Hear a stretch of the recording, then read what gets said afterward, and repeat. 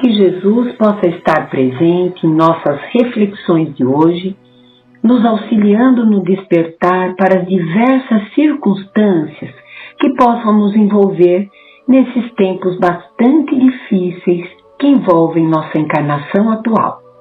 Falaremos do suicídio e os processos obsessivos que nos direcionam para essa grave transgressão da lei divina. Em primeiro lugar, vamos encontrar em O Livro dos Médiuns, no capítulo 23 da obsessão, o item 245, em que os espíritos vão dizer: os motivos da obsessão variam segundo o caráter do espírito. Às vezes, é a prática de uma vingança contra a pessoa que o magoou na sua vida ou numa existência anterior. Frequentemente é apenas o desejo de fazer o mal, pois como ele sofre, deseja fazer os outros sofrerem, sentindo uma espécie de prazer em atormentá-los e humilhá-los. A impaciência das vítimas também influi, porque ele vê atingido seu objetivo, enquanto a paciência acaba por cansá-lo. Ao se irritar, mostrando-se zangado, a vítima faz precisamente o que ele quer. Esses espíritos agem às vezes pelo ódio que lhes desperta a inveja do bem, e é por isso que lançam a sua maldade sobre criaturas honestas. Mas qual seria o escudo para evitar essas obsessões? Preencher o nosso tempo com ações que atinjam o bem comum. E eu não estou falando aqui apenas de ações religiosas, mas daquelas ações de fundo moral, que visem o bem do próximo, qualquer que seja o setor que a empreendamos.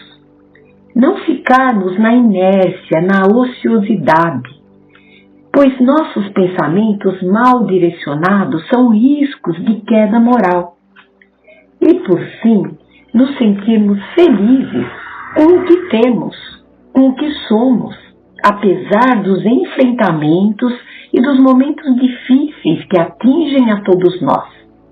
Desenvolvermos a paciência real e não aquela tolerância aparente, mas que nos aniquila o corpo físico, causando muitas vezes as doenças autoimunes ou outras desordens orgânicas. Não.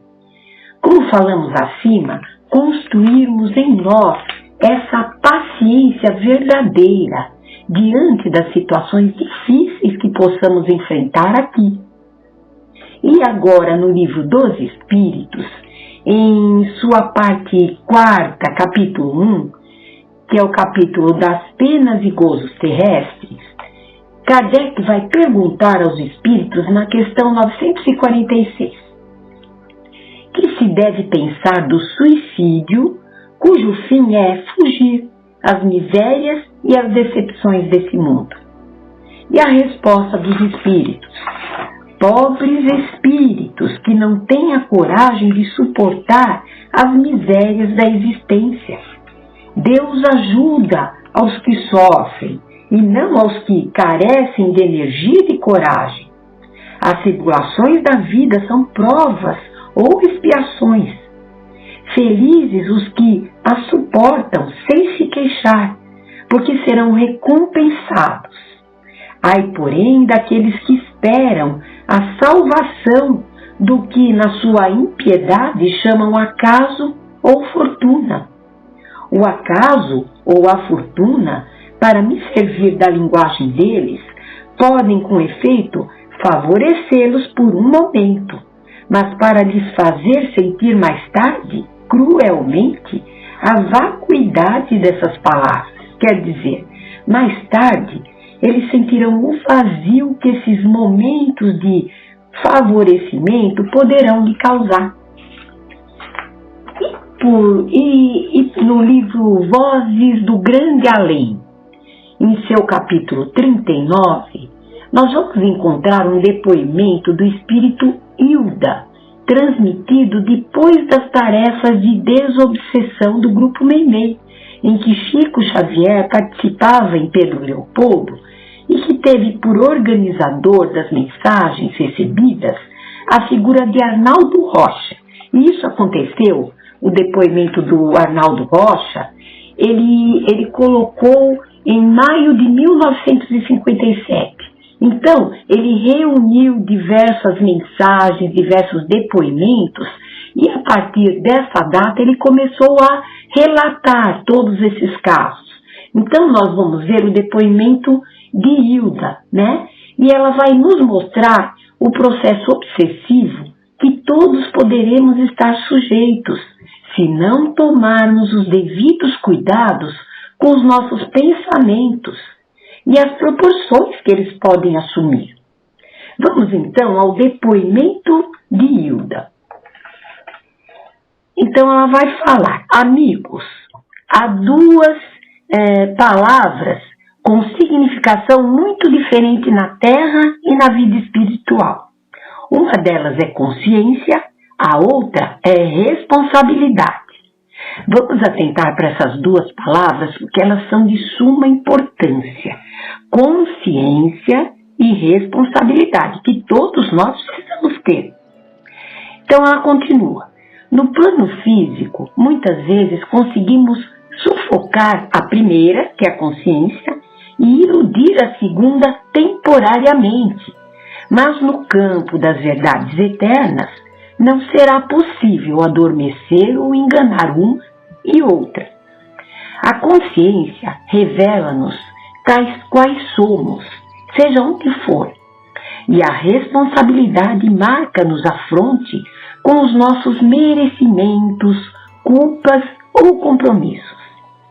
Enquanto desfrutais o aprendizado na experiência humana, acautelai-vos na conceituação dessas duas forças, porque o pensamento é a energia coagulante de nossas aspirações e desejos. Por isso, não fugiremos aos resultados da própria ação. Fala-vos humilde companheira que ainda sofre depois de aflitiva tragédia no suicídio. Alguém que conhece de perto a responsabilidade na queda a que se arrojou infeliz. O pensamento delituoso é assim como um fruto apodrecido que colocamos na casa de nossa mente. De instante a instante, a corrupção se dilata e atraímos em nosso desfavor todos aqueles elementos que se afinam com a nossa invigilância e que se sentem garantidos por nossa incúria, pelo nosso descuido, presidindo-nos a perturbação que fatalmente nos arrasta à grande perda. Obsidiada fui eu, é verdade, jovem, caprichosa, contrariada em meus impulsos afetivos, acariciei a ideia de fuga, menoscabando todos os favores que a providência divina me concedera à estrada primaveril. Então ela passou a não se importar, a não anotar aquilo que ela tinha de bom, né? As situações boas da vida dela. Ela só acariciou a ideia de fuga por algo que ela não estava, assim, que contrariou ela, no fundo. Então ela continua. Acalentei a ideia do suicídio com volúpia e com isso, através dela, fortaleci as ligações deploráveis com os desafetos de meu passado, que falava mais alto no presente. Me esqueci dos generosos progenitores a quem devia ternura. Me esqueci dos familiares junto dos quais me empenhara em abençoadas dívidas de serviço. Esqueci meus amigos cuja simpatia poderia tomar por valioso escudo em minha justa defesa. E desviei-me do campo de sagradas obrigações, ignorando deliberadamente que elas representavam os instrumentos de minha restauração espiritual. Refletia no suicídio com a expectação de quem se encaminhava para uma porta libertadora, tentando inutilmente fugir de mim mesma. Aqui está a fuga, tá vendo? E nesse passo desacertado, todas as cadeias do meu pretérito se reconstituíram, religando-me às trevas interiores, até que numa noite de supremo infortúnio, empunhei a taça fatídica que me liquidaria a existência da carne. Refiro-me a essa hora terrível e inolvidável para fortalecer em nosso espírito a responsabilidade do pensamento criado, alimentado e vivido. Então, ela está aqui dizendo que a culpa é dela, porque ela alimentou esse pensamento, ela criou, ela alimentou e viveu esse pensamento. Num momento cruel, um raio de luz clareou-me por dentro. Vejam aqui que a ajuda nunca falta, tá vendo? Vamos ver aqui. Eu não deveria morrer assim, comecei a pensar. Cabia-me guardar nos ombros, por título de glória, a cruz que o Senhor me confiara. Imensa repugnância pela deserção de súbito iluminou-me a alma. Entretanto, na penumbra do quarto, rostos sinistros se materializaram de leve e braços hirsutos me rodearam. Vozes inesquecíveis e cavernosas infundiram-me estranho pavor, exclamando, e eu exclamei. Não, as vozes exclamaram: é preciso beber. A bênção do socorro celeste fora como que abafada por todas essas correntes de treva que eu mesma nutrira. Em vão minha mão trêmula ansiou desfazer-se daquele líquido fatal. Esvaíram-se-me as forças, senti-me desequilibrada e, embora sustentasse a consciência do meu gesto, sorvi, quer dizer, bebi, quase sem querer, a poção com que meu corpo se rendeu ao sepulcro. Em verdade, eu era obsidiada. Sofria a perseguição de adversários, residentes na sombra, mas perseguição que eu mesma sustentei com a minha desídia e ociosidade mental. Corporificara imprevidente todas as forças que na extrema hora me facilitaram a queda. Conservando a ideia lamentável, acabei lamentando a minha própria ruína. Em razão disso, padeci, depois do túmulo, todas as humilhações que podem rebaixar a mulher indefesa. Agora que se me refazem as energias, recebi a graça de acordar nos amigos encarnados a noção de responsabilidade e consciência. Vejam, de novo ela está falando para todos nós encarnados, a noção de responsabilidade e consciência no campo das imagens que nós mesmos criamos e alimentamos. Serviço esse a que me consagrei, até que novo estágio entre os homens me imponha a recapitulação total da prova em que vinha desfalecer.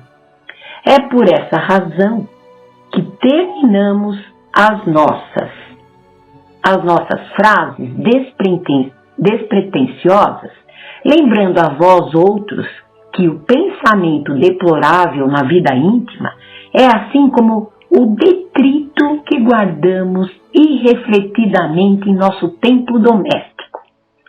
Se somos atenciosos para com a higiene exterior, usando desinfetantes e instrumentos de limpeza, assegurando a saúde e a tranquilidade, movimentemos também o trabalho, a bondade e o estudo contra a dominação do pensamento infeliz.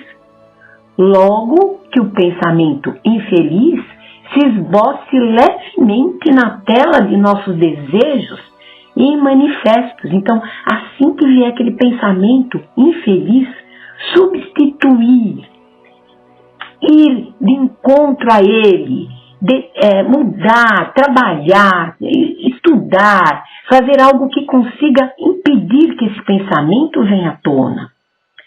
Cumpramos nossas obrigações, visitemos o amigo enfermo, atendamos a criança desventurada, procuremos a execução de nossas tarefas, busquemos o convívio do livro nobre, tentemos a conversação robusta e edificante, refugiemo-nos no santuário da prece e devotemo-nos à felicidade do próximo, instalando-nos sob a tutela do bem e agindo sempre contra o pensamento insensato, porque através dele a obsessão se insinua, através desse pensamento insensato, a obsessão se insinua, a perseguição se materializa, e quando acordamos diante da própria responsabilidade, muitas vezes a nossa consciência chora tarde demais.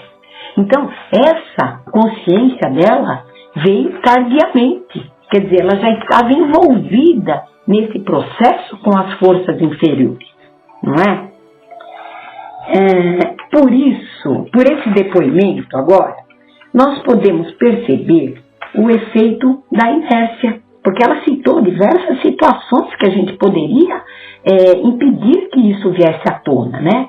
Então, o efeito que nós temos da inércia, a atração que os nossos pensamentos podem causar nos espíritos que nos acompanham e o quanto essa ligação forte pode nos levar a uma queda danosa, independente da ajuda que sempre se faz presente. Então nós sabemos que existe essa ajuda, mas muitas vezes nós já estamos envolvidos em todas essas trevas. Então foi o caso dela, mesmo no último momento em que ela teve aquela consciência, ela não conseguiu mais fugir daqui. Lembrando que nesse mesmo livro, um espírito ele se referiu à prece dizendo, vejam bem, isso é interessante, para apreciar um remédio é preciso haver sofrido uma enfermidade grave. Para reconhecer de fato o valor de uma oração, é necessário haver deixado o corpo da terra. Então, os espíritos enxergam na prece uma força muito maior do que nós aqui encarnados podemos ver. Olha a importância disso, o valor da oração. Para conhecer esse valor, de fato, é necessário haver deixado o corpo da terra. Então, através dos estudos, vamos ver se a gente consegue ter essa consciência da importância da prece. Se não podemos fazer, muitas vezes, passar por outras situações, estamos impedidos de um trabalho ou de um horário de estudo, de alguma coisa, lembremos dessa prece. É muito importante, ela é como um escudo, ela não vai permitir que caiamos nas tentações. E lembremos-nos disso, meus amigos. Orai e vigiai para não cairmos em tentações. Não esperemos deixar o corpo de carne para reconhecermos de fato o valor e o escudo que essa prece nos oferece. Bom, terminando aqui o depoimento da Hilda, vamos agradecer a ela também, a esses espíritos bondosos que trazem aqui seus depoimentos para nos alertarem contra situações muito difíceis e danosas. Muitas vezes esse espírito haverá de pedir muitas chances e ele está conseguindo, através dessa mensagem que ele está trazendo a nós, ele já está conseguindo de alguma forma se libertar. É um trabalho grandioso que ele está fazendo, tá? Então, vamos à nossa prece de hoje. Pai nosso que estais no céu, santificado seja o vosso nome. Venha a nós o vosso reino e seja feita a vossa vontade, assim na terra como no céu. O pão nosso de cada dia nos dai hoje, Senhor. perdoai as nossas dívidas, assim como perdoamos aos nossos devedores. Não nos deixeis cair em tentações, mas livrai-nos de todo mal. Muita paz a todos e até uma próxima oportunidade. Que assim seja.